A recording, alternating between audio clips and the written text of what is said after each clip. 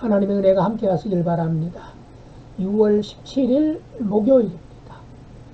잠언 25장 1절에서 14절까지의 말씀입니다. 이것도 솔로몬의 잠언이요 유다왕 히스기야의 신하들이 편집한 것이니라.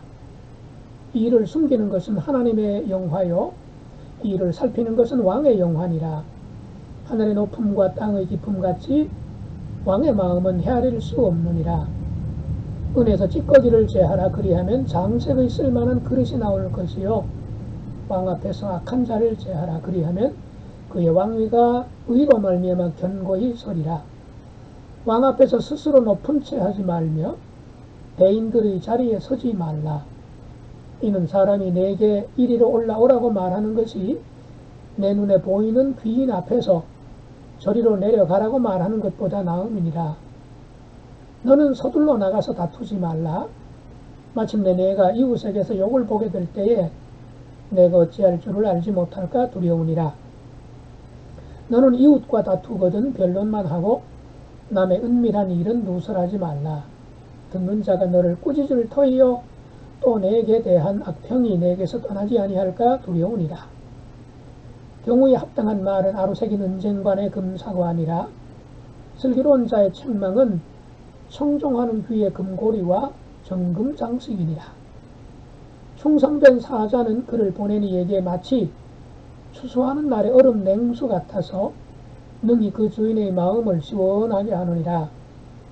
선물한다고 거짓 자랑하는 자는 비 없는 구름과 바람 같으니라. 자, 우리에게 주시는 교훈이 있습니다. 2절과 3절 말씀요. 이를 숨기는 것은 하나님의 영화요 이를 살피는 것은 왕의 영화니라. 하늘의 높음과 땅의 깊음같이 왕의 마음은 헤아릴 수 없다. 내 뜻으로 하나님의 뜻을 재단하고 판단하는 것, 지혜로운 처사 아니지요. 이건 다 알지요. 하나님의 지혜를 우리가 도무지 따를 수 없으니까요. 하지만 알면서도 때로는 내 지식, 내 경험, 내 뜻 가지고 하나님의 뜻, 하나님의 마음을 판단하고 재단할 때가 있습니다. 그래서 우리가 내 생각대로 이해가 되지 않을 때에도 분명히 하나님의 뜻이 계실 거야. 이른다 구속사적 그런 생각을 가질 필요가 있다는 것이요. 아직은 내가 이해가 안 되지만 도저히 납득이 안 되지만 분명 이 말씀 속에 또는 이 일 속에도 하나님의 숨은 뜻이 계실 거야. 아직은 내 마음에 들지 않아요. 지금 당장은 속상하고 또 억울하고 기분이 굉장히 안 좋지만 그럼에도 불구하고 분명 하나님의 뜻이 계실 거야. 이런 마음을 가진다는 것 굉장히 중요합니다. 요셉을 기억하시지요? 예. 갑작스럽게 형님들한테 그야말로 배신당해서 상인들에게 팔리고 사랑받던 아들 신분에서 먼 타국에 전혀 상상도 할 수도 없었던 끔찍한 일을 당하면서 팔려가고 종으로 살아야 했던 요셉. 정말 억울했겠죠. 정말 억울했겠죠. 그런데 그 과정 속에서 계속해서 자기 마음을 조절할 줄 알지요. 그 억울한 상황 속에서도 하나님과 함께 지냈다는 말씀이 창세기에 몇 번에 걸쳐서 기록되어 있지요. 겉으로 보면, 인간적으로 보면 형들이 배신하고 형들이 팔아먹고 그런 것이 그게 팩트 아니겠습니까?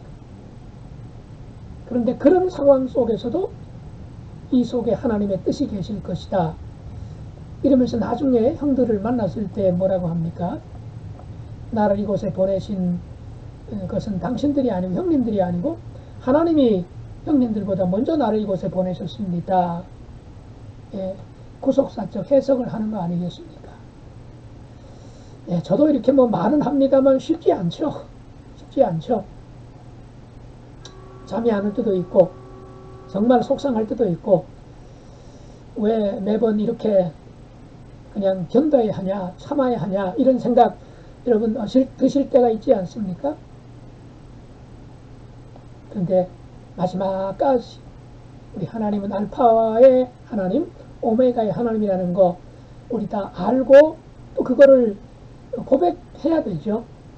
머리로만 받아들이는 것이 아니라 가슴으로, 나아가서는 삶으로, 인생으로 그걸 우리가 받아들이는 게 하나님의 사람들의 지혜로운 선택, 삶의 모습 아닐까 싶습니다. 그래서 내 계획, 내 생각을 완강하게 고집 부리는 것보다는 하나님께 순종하고 있는가, 하나님께 순종할 계획을 나에게 물어보는 것이 지혜로운 사람이라고 말씀을 합니다. 4절 말씀 볼까요? 은에서 찌꺼기를 제하라. 그리하면 장색의 쓸만한 그릇이 나올 것이다. 이거 뭐 우리가 잘 아는 내용입니다. 100% 은으로 된 것이 아니라 탄광에도 채굴 하면 원석에 이런저런 원치 않는 다른 것들도 막 섞여 있잖아요. 그걸 이제 분리해야 되잖아요. 은에서 찌꺼기를 제하라. 그리하면 장색의 쓸만한 그릇이 나올 것이다. 그렇죠? 은그릇을 만들자면, 은제품을 만들자면 불순물 이걸 다 제해버리고 순수한 은만 가지고 그릇을 만들든지 비녀를 만들든지 수저를 만들든지 그렇게 되는 것 아니겠습니까? 즉 찌꺼기는 무가치한 것 아니겠습니까? 그래서 무가치한 금속과 은을 분리시켜야 은의 순도가 높아지죠. 마찬가지로 내 안에 있는 무가치한 것들, 쓰레기 같은 불순물과 같은 것들을 제하고 제해야 내 마음이 정결해지는 거죠. 아울러 우리가 이 인간관계 속에서도 정말로 무가치한 것처럼 보이는 그런 사람들과의 관계를 자꾸 가까이 할수록 나 역시 이제 물들게 마련입니다. 아무리 깨끗한 옷을 입고 출근했다 할지라도 살다 보면, 하루를 지내다 보면 먼지가 묻기도 하고 때로는 어디에 스치면서 티가 나기도 하고요. 더러운 게 일부러 그렇게 하지 않은데도 퇴근해서 집에 와서 돌아보면 뭔가가 이제 묻어 있고 그걸 또 닦아내야 되고 씻어내야 되고 세탁해야 되는 게 아니겠습니까? 우리의 삶에도 그렇다는 것이요. 그래서 정말 불순물적인 것들을 멀리하고 경계하고 닦아내고 씻어내고 자꾸 멀리해야만 우리가 가치 있는 그런 인생을 살 수가 있는 거죠.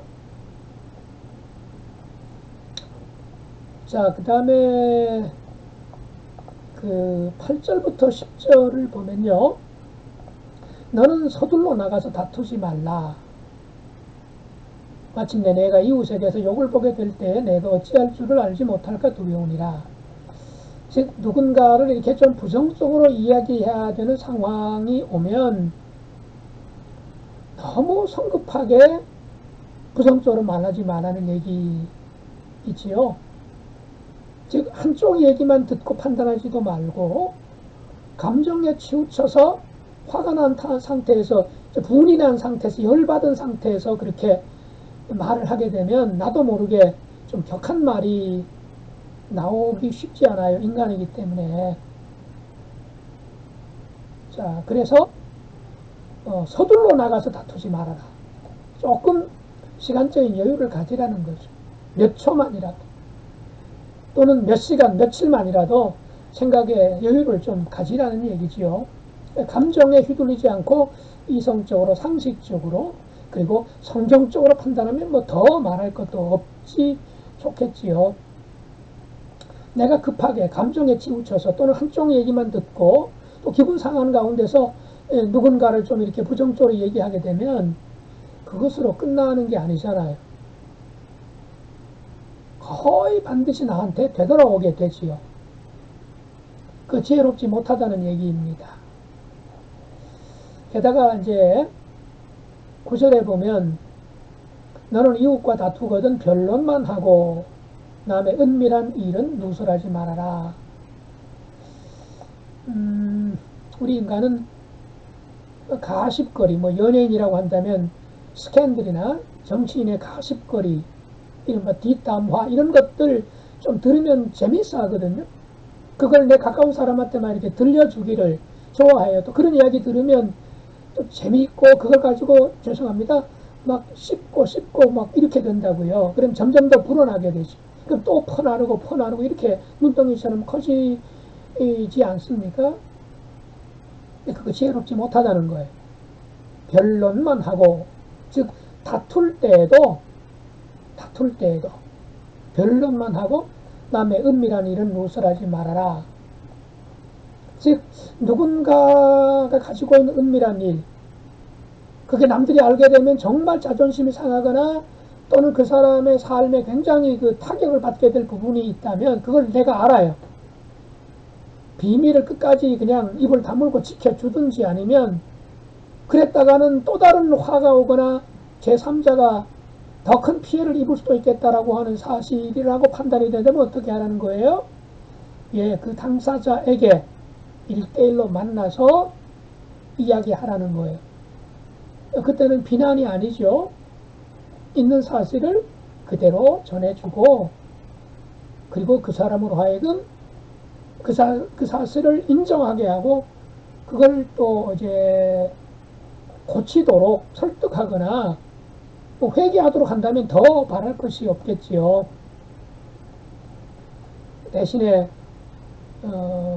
남의 약점을 딱 붙잡고서 협박하거나 또는 제3자 있는 자리에서 그걸 그냥 막 누설해서 당사자의 명예나 자존심이나 인생을 망가뜨리려고 하는 그런 그것은 결코 좋지 못하다는 거죠.